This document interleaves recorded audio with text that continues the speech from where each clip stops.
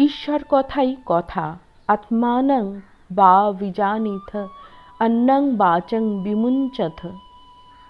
এইরূপ কথাবার্তা চলিতেছে। ঠাকুর শ্রীরামকৃষ্ণ ঘরের ভিতর হইতে তাহাদের কাছে আসিলেন ও হাসিতে হাসিতে বলিতেছেন, কি গো, তোমাদের কি কথা হচ্ছে?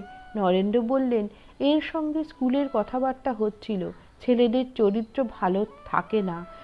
ঠাকুর ওই সকল কথা একটু শুনিয়া মাস্টারকে গম্ভীরভাবে বলিতেছেন, এসব কথাবার্তা ভালো নয়, ঈশ্বরের কথা বই, অন্য কথা ভালো নয়। তুমি এদের চেয়ে বয়সে বড়, বুদ্ধি হয়েছে, তোমার এসব কথা তুলতে দেওয়া উচিত ছিল না। নরেন্দ্রের বয়স তখন 19 কি 20, মাস্টারের 27 কি 28। মাস্টার অপ্রস্তুত। নরেন্দ্রাদি ভক্তগণ চুপ করিয়া রহিলেন।